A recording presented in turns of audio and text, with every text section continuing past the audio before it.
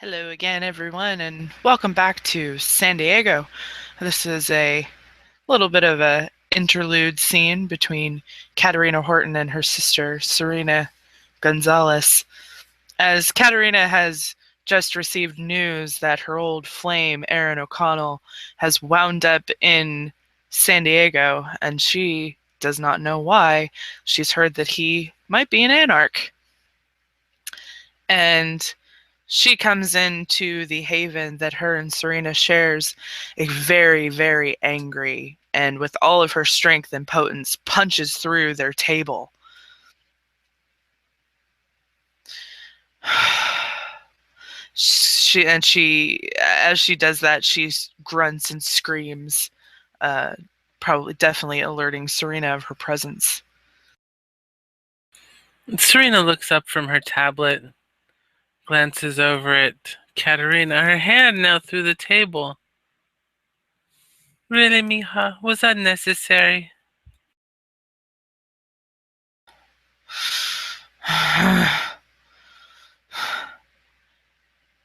Aaron O'Connell is in the city.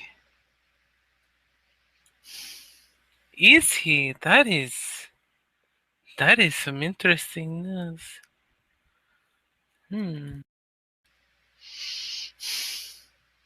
He shouldn't be here. That's a name that I thought I would never hear again. I was hoping I'd never hear again.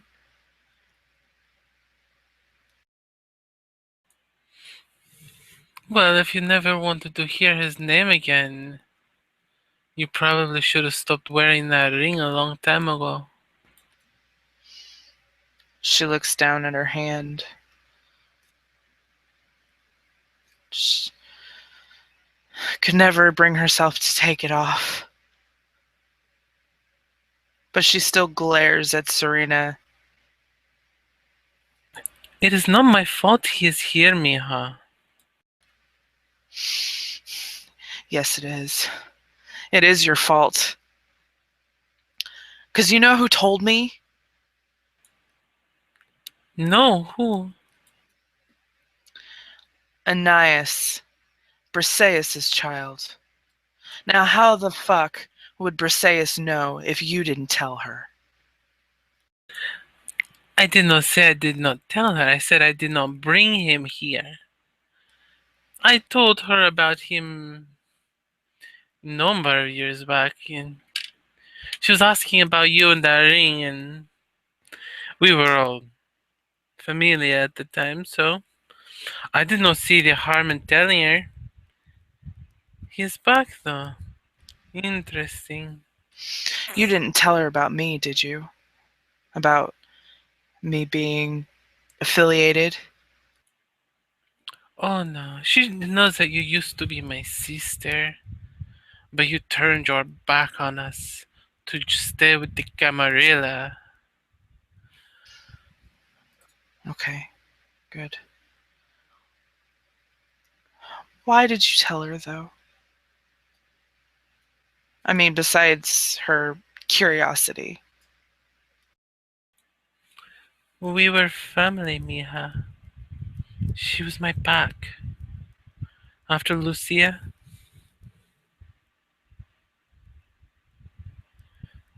and you know how much I hate secrets. I know. I know. I just don't know why he's here. Serena gets up and walks over to Katerina, then takes her by the hand and holds up the hand with the engagement ring still on it. Probably for the same reason you still wear this, Mija. But he left.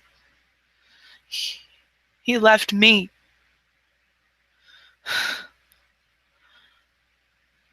Why would he come looking for me after all this time? All these years?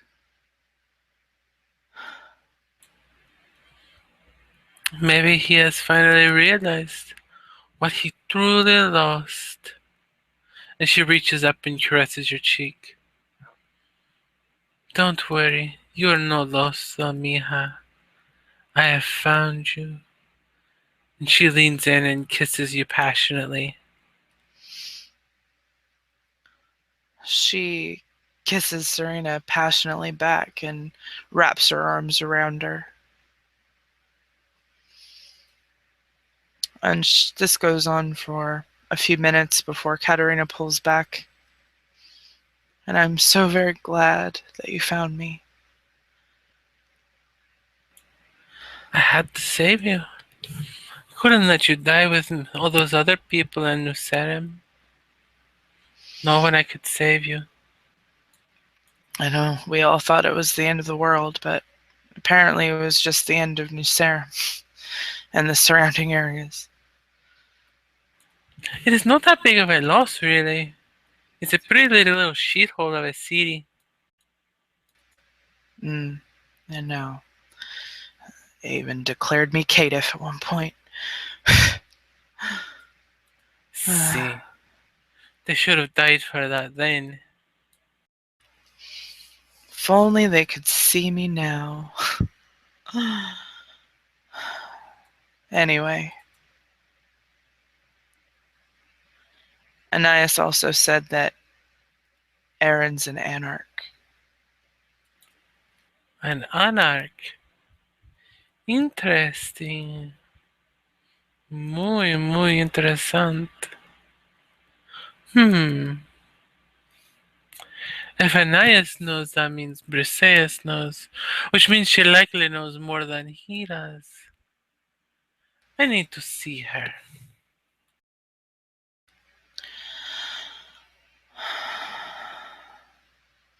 Do you want me to talk to her? Oh no, mija. I will do that myself. Just keep her boy. What is the word? Distracted. I do not need too long. And who knows, maybe she will take the boundary again. Make her once again in the fold. Well, I shouldn't have any issues keeping him entertained. He seems very receptive to beautiful women. And that you are, mija. That you are.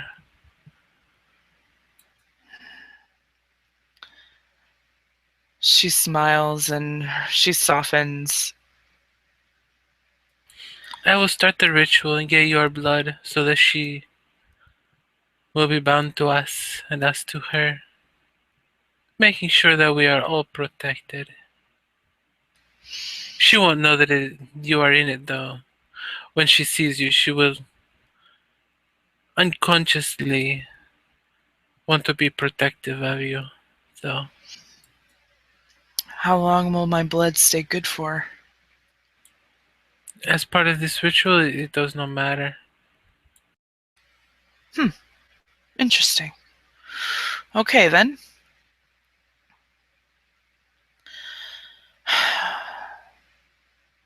I can't stay mad at you. I wasn't ever really mad at you to begin with. Just caught off guard me, huh? You could say that. Not only did I not expect to hear his name, but I definitely didn't expect to hear his name from him. He's quite the little information gatherer, isn't that little La Sombra? Yeah, he is. Which is what makes him useful to me. See, keep making him useful. And we will make sure that he strengthens this Sabot. Oh, yes, I have him checking on a certain Malkavian who is showing Sabbat leanings. Maybe that will pan out.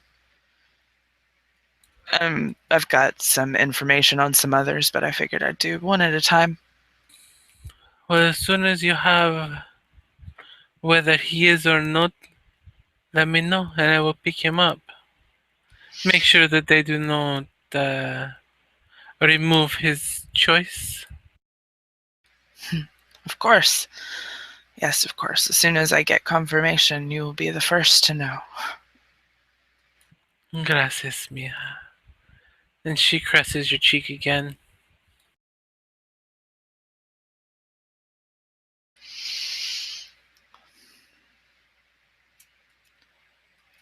She reaches up and takes Serena's hand that's against her cheek and presses it into hers. And presses her hand into hers and into her cheek a little harder and stays like that for a moment.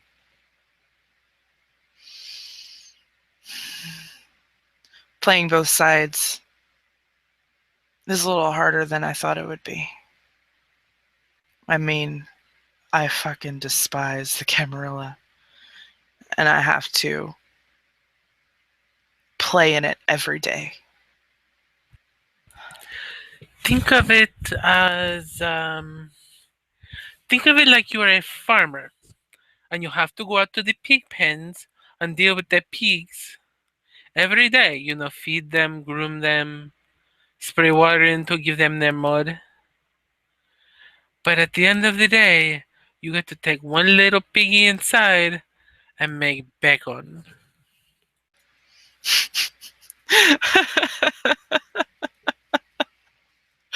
I don't know where you come up with this shit, but that's actually a pretty good analogy. uh, See, it's because I know so much English. I am like the queen professor of English. well, you've been around for quite a while, Serena. You must have picked up English here and there, obviously. See, and French and Russian. Oh, you speak Russian. See, I learned it from what was that? I think the person, his name was Boria. See, his name was Boria. I think he was either a Bent or a Bruja. I don't remember. He was some Russian man, kind of wacky in the head. He likes to make these big, extravagant entrances and exits like he's some James Bond or something. It's funny. I'm from Russia and I still don't speak any Russian. Duh, that's Vidania. Katerina just kind of stares at her blankly. I said yes, good night. Ah, well, there is this person. His name is Alexis, and he is Russian and he speaks fluent Russian. He doesn't speak much English at all, honestly. Uh, he's quirky and a criminal. We might be able to use him.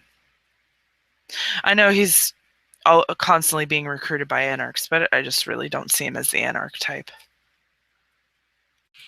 Well, perhaps he would appreciate a nice evening with a beautiful woman who speaks Russian. He might. Are you still working at that one club downtown? See, the one off of Midway? Yeah, that's the one. Maybe he and I will come in there one night. Hmm, that could be quite fun. See. You see the darkness kind of rise up in her eyes. And as her eyes begin to kind of swirl this dark color, you realize then that the room around her is darkening as thoughts trail through her mind.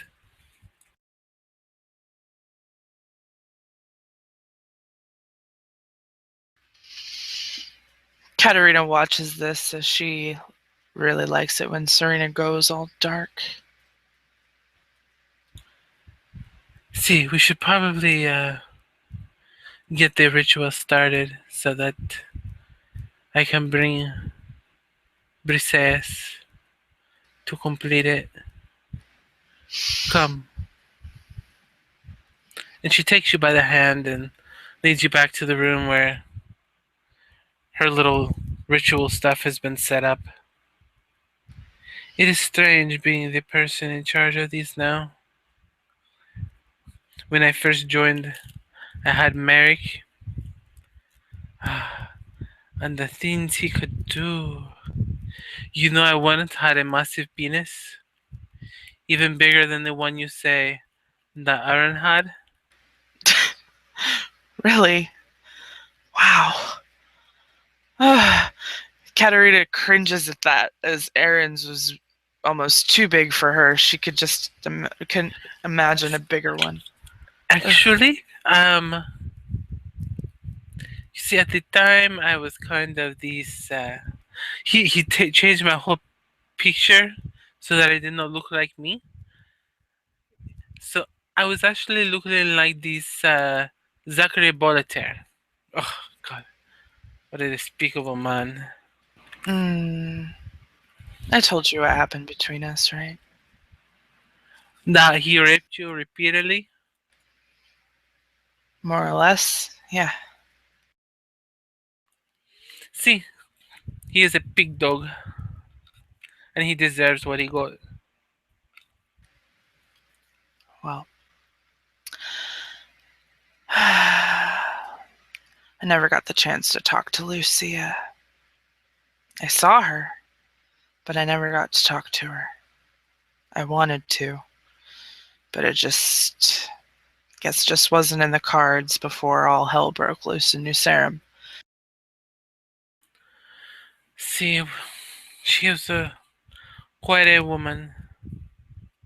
Perhaps I will tell you more about her sometime. Hmm. Now to this ritual.